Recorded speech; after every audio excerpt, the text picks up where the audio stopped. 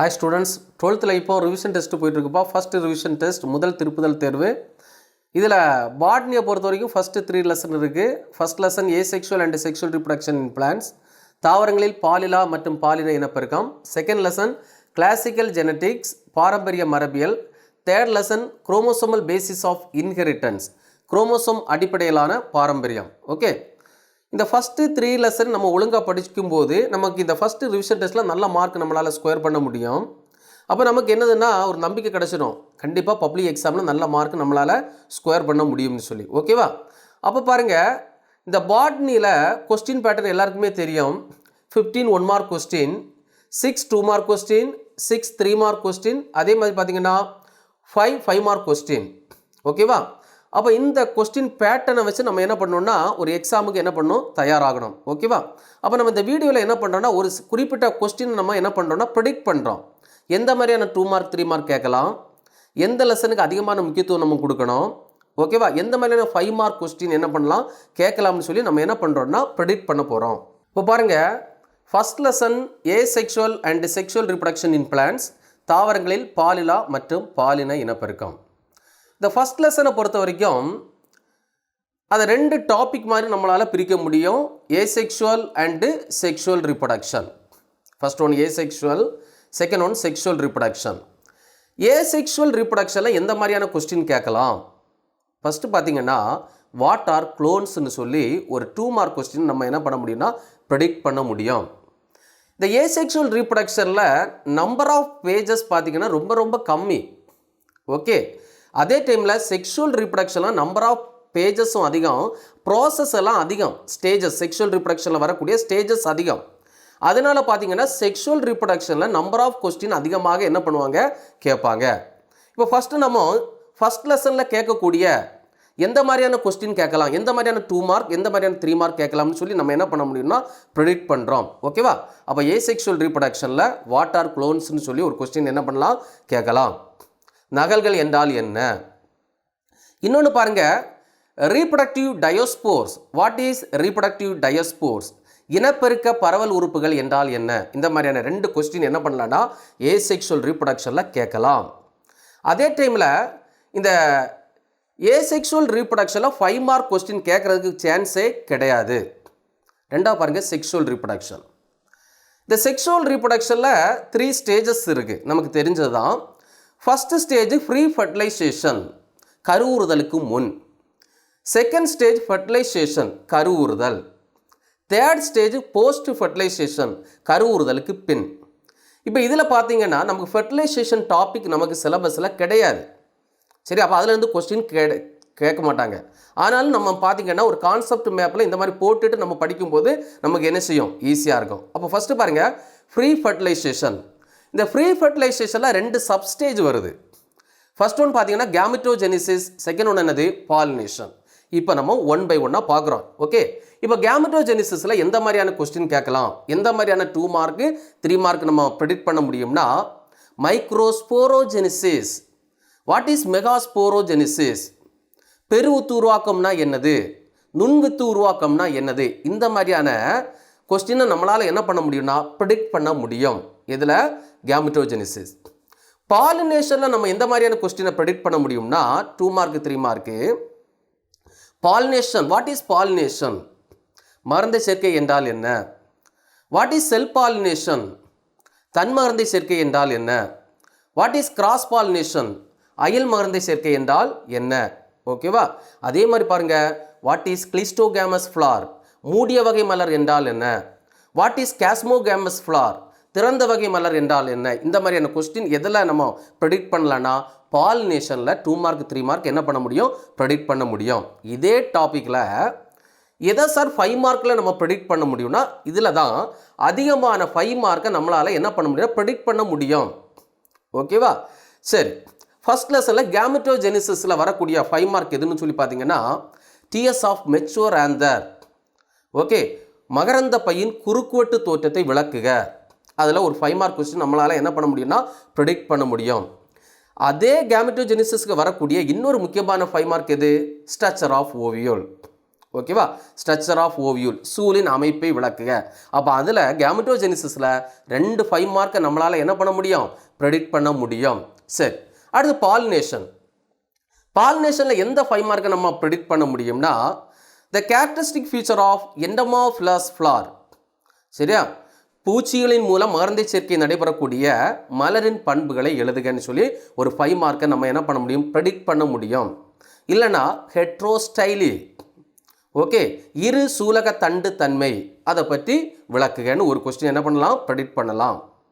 இல்லைனா how bisexual flower prevent self pollination, இருபால் மலர்கள் எவ்வாறு தன்மகரந்த சேர்க்கையை தடுக்கின்றன, இந்த மாதிரி ஒரு கொஸ்டினை ப்ரெடிக்ட் பண்ண முடியும்.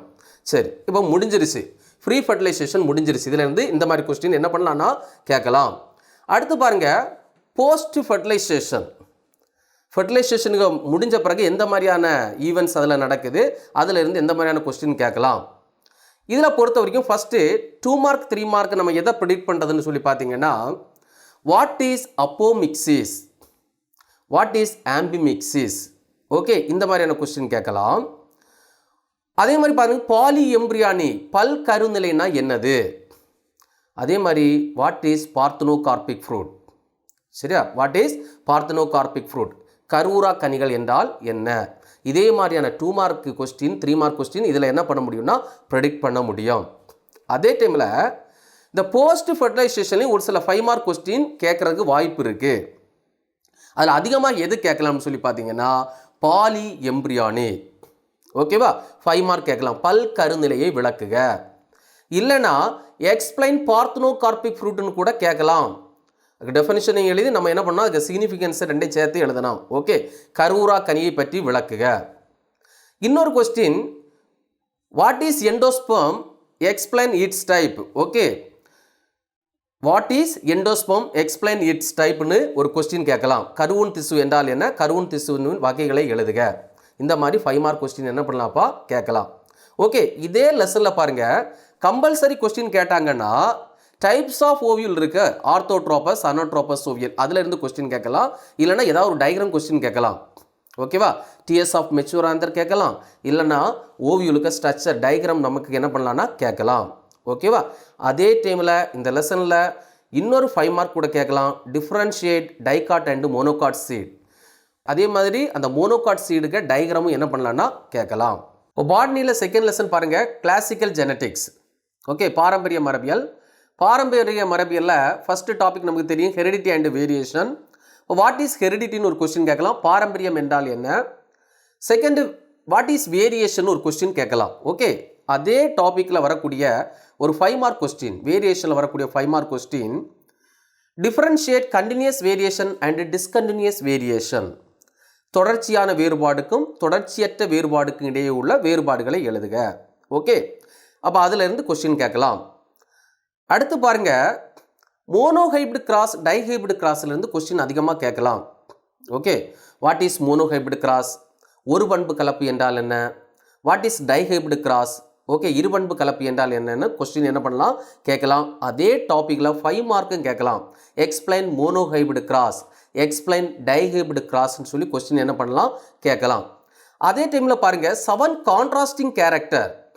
ஓகே, அந்த 7 கான்ட்ராஸ்டிங் கேரக்டர் கூட என்ன பண்ணலான்னா கேட்கலாம். அடுத்து பாருங்கள், டெஸ்ட் கிராஸ், சோதனை கலப்புன்னு சொல்லுவாங்க. ஓகே, அப்போ வாட் இஸ் டெஸ்ட் கிராஸ்ன்னு கேட்கலாம். சோதனை கலப்பு என்றால் என்ன. அடுத்து பார்த்தீங்கன்னா back cross, what is back கிராஸ்ன்னு கேட்பாங்க. ஓகேவா, பிற்கலப்பு என்றால் என்ன. இதில் இருந்து 2 மார்க் கொஸ்டின் என்ன பண்ணலாம் கேட்கலாம். ஓகே, சரி. அடுத்து பார்த்தீங்கன்னா கடைசியாக இன்ட்ராஜீனிக் இன்ட்ராக்ஷன், இன்டர்ஜீனிக் இன்ட்ராக்ஷன், இதில் இருந்து 5 மார்க் கொஸ்டின் நம்ம என்ன பண்ணலாம்னா எதிர்பார்க்கலாம். இந்த இன்ட்ராஜீனிக் இன்ட்ராக்ஷனில் வாட் இஸ் இன்கம்ப்ளீட் டாமினன்ஸ், ஓகேவா, முழுமையற்ற ஓங்குத்தன்மை என்றால் என்னன்னு சொல்லி ஒரு 5 மார்க்கை நம்மளால் ப்ரெடிக்ட் பண்ண முடியும். ஓகே, அதே மாதிரி பாருங்கள், அதில் வரக்கூடிய 2 மார்க் கொஸ்டின் அதிகமாக ப்ரெடிக்ட் பண்ண முடியும். What is codominance, what is lethal gene, okay, இணை ஓங்குத்தன்மை என்றால் என்ன, கொல்லி மரபணு என்றால் என்னன்னு சொல்கிற கொஸ்டின் நம்மளால் என்ன பண்ண முடியும், அதில் ப்ரெடிக்ட் பண்ண முடியும். ஓகே, கடைசியாக பார்த்தீங்கன்னா இன்டர்ஜீனிக் இன்ட்ராக்ஷன். இந்த இன்டர்ஜீனிக் இன்ட்ராக்ஷனில் நம்ம எதை ப்ரெடிக்ட் பண்ணலாம்னா dominant epistasis. Okay, dominant epistasis சொல்கிற 5 மார்க் கொஸ்டினை நம்ம என்ன பண்ணலாம்னா ப்ரெடிக்ட் பண்ணலாம். ஓங்குத்தன்மை மறைத்தல் பாரம்பரியத்தை விளக்குக.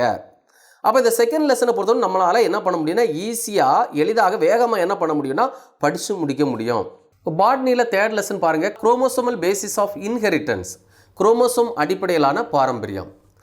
இப்போ ஃபஸ்ட்டு பார்த்தீங்கன்னா கப்ளிங் அண்ட் ரிப்பல்சன், இணைதல் மற்றும் விலகுதல், அதிலிருந்து 5 மார்க் கொஸ்டின் நம்ம எதிர்பார்க்கலாம். அதே மாதிரி what is coupling, what is repulsion சொல்கிற கொஸ்டின் என்ன பண்ண முடியும், எதிர்பார்க்க முடியும், ப்ரெடிக்ட் பண்ண முடியும். அடுத்து பார்த்தீங்கன்னா கிராசிங் ஓவர், குறுக்கேற்றம்னு ஒரு டாபிக் இருக்குது. அந்த கிராசிங் ஓவரில் கண்டிப்பாக கொஸ்டின் இருக்கும். கொஸ்டின் கண்டிப்பாக 1 மார்க் இல்லைன்னா 2 மார்க் ஏதாவது ஒரு கொஸ்டின் அதில் இருக்கும், 5 மார்க் கூட இருக்கலாம்.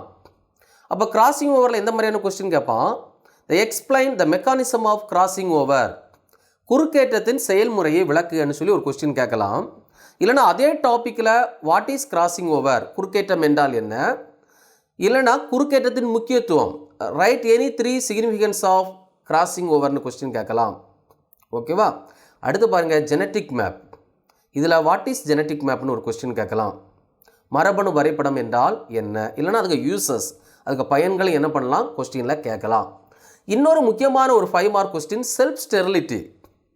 Okay, self sterility, explains self ஸ்டெரிலிட்டின்னு ஒரு 5 மார்க் கேட்கலாம். ஓகே, தன் மலடாதலை விளக்குக. அப்போ இதிலேருந்து 5 மார்க் கொஸ்டின் கேட்கலாம். அடுத்து பாருங்கள் டிஎன்ஏ ரிப்ளிகேஷன், புரோட்டீன் சிந்தசிஸ், இந்த டாப்பிக்கில் இருந்து 5 மார்க் கொஸ்டின் எதிர்பார்க்கலாம். எக்ஸ்பிளைன் டிஎன்ஏ ரிப்ளிகேஷன், டிஎன்ஏ இரட்டிப்பாதலை விளக்குக. இல்லைனா புரோட்டீன் சிந்தசிஸ், அது எக்ஸ்பிளைன் புரோட்டீன் சிந்தசிஸ். ஓகே, இந்த மாதிரியான 5 மார்க் கொஸ்டின் என்ன பண்ணலான்னா எதிர்பார்க்க முடியும். அதே மாதிரி பாருங்கள் what is transcription, what is translation.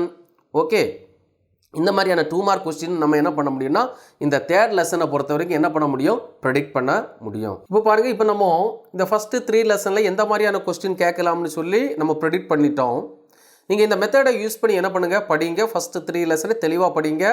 Diagram இருக்கக்கூடிய இடத்துல டயக்ராம் நம்ம என்ன பண்ணணும், ப்ராக்டிஸ் பண்ணணும். ஏன்னா கம்பல்சரி கொஸ்டின் டயக்ராம் கேட்கலாம், அதில் ஃபஸ்ட் லெசனில் அதிகமாக கேட்கலாம் வாய்ப்பு இருக்குது. ஓகே, அதே மாதிரி பாருங்கள், இந்த மாஸ்டர் லேர்னிங் ஆப்பை யூஸ் பண்ணி நம்ம படிச்சிங்கன்னா அதிகமான மார்க்கை நம்மளால் என்ன பண்ண முடியும், ஸ்கோர் பண்ண முடியும். ஏன்னா அதில் ஒவ்வொரு லெசன்லையும் பார்த்தீங்கன்னா வீடியோஸ், ஒவ்வொரு டாப்பிக்கும் தனித்தனியாக வீடியோ போட்டிருக்காங்க. அந்த ஒவ்வொரு வீடியோக்கு கீழே வரக்கூடிய 1 மார்க் கொஸ்டின் டாக்குமெண்ட் வச்சுருக்காங்க. 1 mark, 2 mark, 3 mark, 5 mark document இருக்குது. ஓகே, அதனால் இந்த மாஸ்டர் லேர்னிங் ஆப்பை யூஸ் பண்ணி நம்ம எக்ஸாமுக்கு ப்ரிப்பேர் ஆனால் கூட நம்மளால் கண்டிப்பாக என்ன பண்ண முடியும், நல்ல மார்க்கை ஸ்கொயர் பண்ண முடியும். அது தவிர பாருங்கள், எக்ஸாமுக்கு ஒரு நாளைக்கு முன்னாடி நைட் என்ன பண்ணுறாங்கன்னா 1 மார்க் டெஸ்ட் கண்டக்ட் பண்ணுறாங்க. ஓகேவா.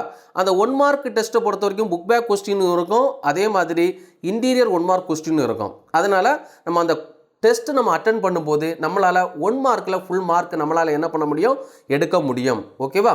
அப்போ பாருங்கள், ஃபஸ்ட்டு 3 லெசனை நல்லா தெளிவாக படிங்க, நல்ல மார்க் ஸ்கொயர் பண்ணுங்கள். அப்போ நமக்கு நம்பிக்கை கிடச்சிடும், பப்ளிக் எக்ஸாமுக்கு நமக்கு நல்ல மார்க் எடுக்க முடியும்னு சொல்லி ஒரு நம்பிக்கை கிடச்சிடும். அதனால் ஃபஸ்ட்டு ரிவிஷன் டெஸ்ட்டை நம்ம என்ன பண்ணுறோம்னா தெளிவாக நம்ம என்ன பண்ணுறோம், படிக்கிறோம். அதே டைமில் இந்த வீடியோக்கு முடிவில் பார்த்தீங்கன்னா இங்கே எந்த மாதிரியான கொஸ்டின் சார் சொன்னதை தவிர இன்னும் ஒரு சில 2 மார்க் 3 மார்க் கொஸ்டின், அதே மாதிரி ஒரு சில 5 மார்க் கொஸ்டின் நம்ம என்ன பண்ணலாம்னு ப்ரெடிக்ட் பண்ணலாம். அந்த கொஸ்டின் கடைசியாக போட்டிருக்காங்க இந்த வீடியோக்கு முடிவில். அந்த கொஸ்டினை பார்த்து நீங்கள் என்ன பண்ணுங்கன்னா நல்லா படித்து நல்ல மார்க் என்ன பண்ணுங்கள் எடுங்க. All the best.